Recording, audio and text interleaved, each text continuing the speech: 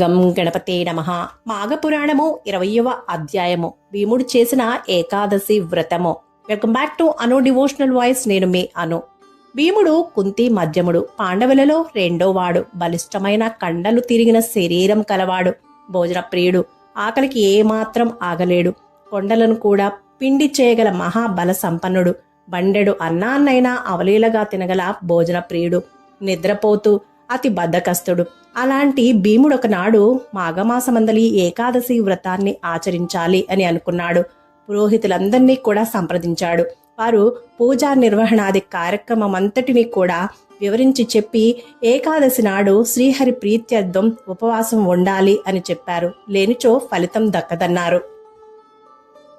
మన భీమన్నకి అంతా బాగానే నచ్చింది, కానీ ఉపవాసం ఉండడం అనేది మాత్రం అస్సలు నచ్చలేదు. మరి మన భీముడు అసలే భోజన ప్రియుడు కదా, ఆకలికి ఏ మాత్రం తట్టుకోలేడు కదా, మరి ఎట్లా? వెంటనే తమ పురోహితుడగు దౌమ్యుని పిలిపించి, బ్రహ్మగారు, నేను మాఘమాసమందు ఏకాదశి వ్రతాన్ని ఆచరించాలి అని అనుకుంటున్నాను. దాని విధి విధానమేమిటో వివరించండి అని అడిగాడు. అంతటా దౌమ్యుడు, మంచిది భీమసేన, నీవు చేయు ఈ వ్రతము నీకు అత్యంత పుణ్య ఫలితాన్ని ఇవ్వగలదు.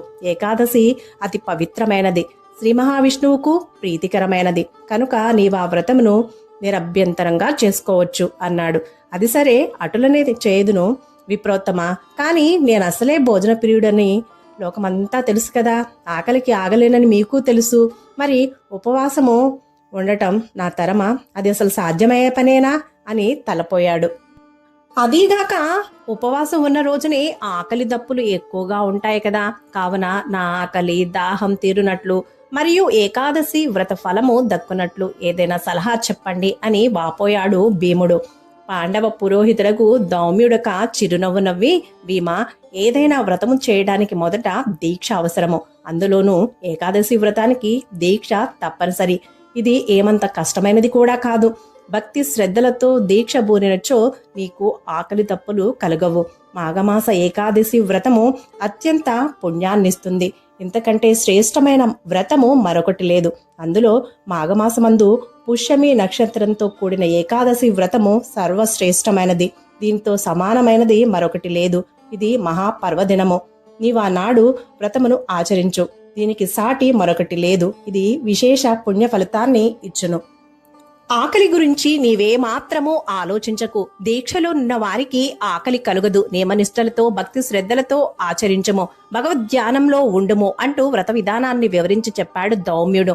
తమ పురోహితుడు ధైర్యం చెప్పగా భీముని సంశయం తీరడంతో మాఘశుద్ధ ఏకాదశి వ్రతాన్ని అత్యంత భక్తి శ్రద్ధలతోనూ నియమనిష్టలతోనూ చేసి ఉపవాసం ఉండి ఏకాదశి వ్రత ఫలితాన్ని పొందాడు. భీముడు ఆచరించాడు కనుక దీనిని భీమ ఏకాదశి అని కూడా అంటారు.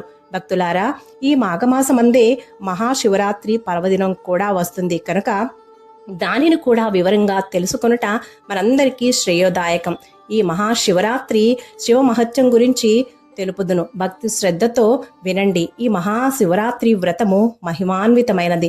అందరూ తప్పనిసరిగా ఆచరించవలసినటువంటి వ్రతము కావున అత్యంత శ్రద్ధాలువై ఆలకించి ముక్తిని పొందండి. మాఘపురాణము 20వ అధ్యాయము సమాప్తము. సర్వేజన సుఖినో భవంతు. శుభం. Thank you for watching. Please like, share, comment on my video. Please subscribe my channel.